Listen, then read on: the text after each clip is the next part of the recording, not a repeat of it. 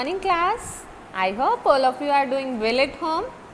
Let's start our new topic, and the name of the topic is laws of refraction. What are the laws of refraction? Are you listen the same thing in the reflection also? सुना था ना सबने? Laws of reflection भी थे बेटा. दो laws दिए थे रिफ्लेक्शन के. क्या क्या थे याद कीजिए. पहला था incident ray, reflected ray, normal, all lie in the same plane.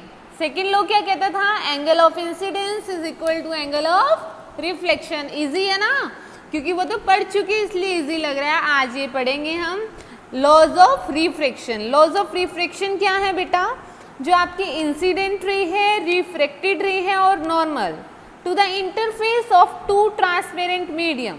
Interface क्या होता है बेटा? सबसे पहली बात देखिए, आपको पता है ये ग्लास स्लैब है.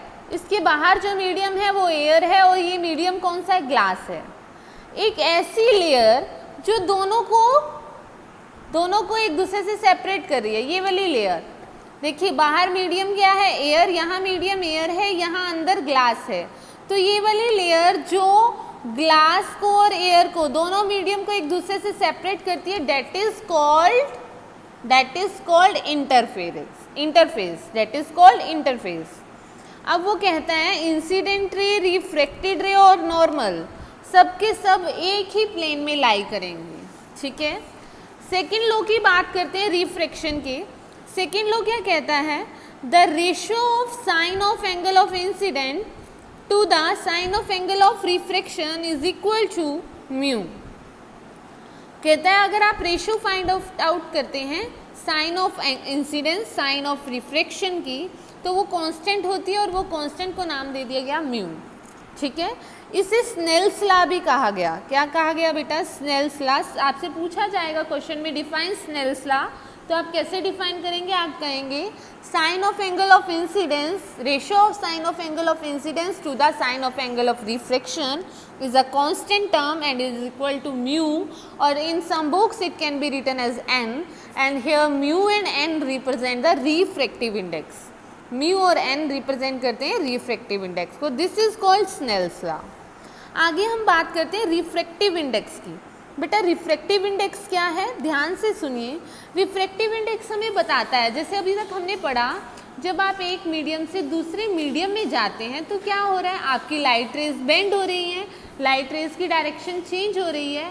और वो कितनी चेंज हो रही है, किस एक्सटेंट तक चेंज हो रही है आपका डायरेक्शन में लाइट रे की, that is called refractive index. The extent of change in the direction that take place in the given pair of media is expressed in terms of refractive index. Refractive index को क्या represent करते हो? कितना change आया, कितना आपकी direction में change आया, कितने एंगल का चेंज आया, that is called refractive index. ठीक है. म्यू से रिप्रेजेंट करते हैं रिफ्रैक्टिव इंडेक्स को. अब देखिए अगर कहीं बार ऐसा लिखा होता है 1 mu 2 represent the refractive index of medium 2, ये किसको रिप्रेजेंट करता है कि रिफ्रैक्टिव इंडेक्स मीडियम 2 का कहाँ पर, किसके रिस्पेक्ट में? मीडियम 1 के रिस्पेक्ट में. म्यू 2 अपॉन म्यू 1 कि आपका रिफ्रैक्टिव इंडेक्स 2 का म्यू 1 में कितना आया? साइन आई अपॉन में साइन आर. ठीक है. अब अगर आपसे पूछा जाए what is absolute refractive index, the refractive index of a medium with respect to vacuum. अगर आप वैक्यूम के कंपैरिजन में रिफ्रैक्टिव इंडेक्स फाइंड आउट करते हैं, that is called absolute refractive index. That is called absolute refractive index. ये mediums को represent करता है 1 और 2. 1 और 2 किसको रिप्रेजेंट करता है? 1 और 2 किसको रिप्रेजेंट करता है? रिफ्रैक्टिव इंडेक्स को. ठीक है. सिमिलरली आपके यहाँ पे क्या लिखा है? W और G, ये भी किसको रिप्रेजेंट कर रहे हैं? आपके मीडियम्स को. W represent water and G represent glass. Clear है. आगे बात करते हैं बेटा रिफ्रैक्टिव इंडेक्स का क्या रिलेशन आता है स्पीड ऑफ लाइट के साथ. आपको पता है रिफ्रैक्टिव इंडेक्स को आप म्यू से रिप्रेजेंट करते हैं, कहीं बुक्स में n से भी रिप्रेजेंट किया जाता है. तो जो म्यू है रिफ्रैक्टिव इंडेक्स, वो किसको रिप्रेजेंट कर रहा है? आपके रिफ्रैक्टिव इंडेक्स को. अब रिलेशन बता रही हूँ मैं आपका रिफ्रैक्टिव इंडेक्स का किसके साथ? स्पीड ऑफ लाइट के साथ. Mu is equal to speed of light in air to the speed of light in medium, that is c upon v.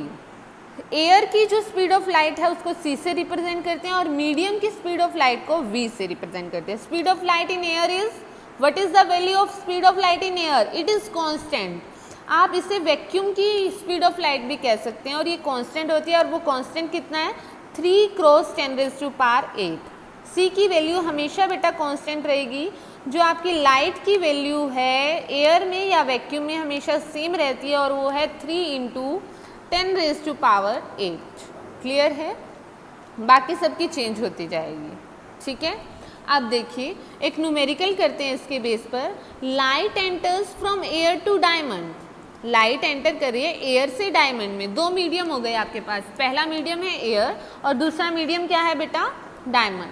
With refractive index अब आपको म्यू गिवन है 2.48. What is the speed of light in diamond? अब आपको v निकालना है. आपको formula पता है ना, mu is equal to c/v. Mu given है आपको 2.42. डायमंड का रिफ्रेक्टिव इंडेक्स गिवन है. c आपको पता है 3 × 10⁸8 होता है. तो v निकालिए. निकालेंगे v is equal to c/μ. v इधर गया तो क्या आ गया? c/μ. c कितना आया था बेटा? c आपको गिवन है 3 × 10⁸8 मीटर पर सेकेंड. नहीं भी गिवन होगा तो आपको याद रखनी है ये वैल्यू कि आपकी स्पीड ऑफ जो लाइट है एयर में क्या होती है? 3 × 10⁸8. म्यू की वैल्यू 2.48. अगर हम इसे सॉल्व करेंगे तो हमारे पास v आया 1.24 क्रॉस 10⁸8 मीटर पर सेकेंड. Is it clear? अब देखिए स्टूडेंट्स, मैं इसके बेस पर आपको कुछ न्यूमेरिकल्स दूंगी रिफ्रेक्टिव इंडेक्स के बेस पर. आप प्रैक्टिस करेंगे घर पर. कुछ सॉल्व न्यूमेरिकल्स आपको सेंड करिए और कुछ अनसॉल्व आप प्रैक्टिस करेंगे. जो भी प्रॉब्लम होगी तो आप पूछेंगे. Thank you dear students.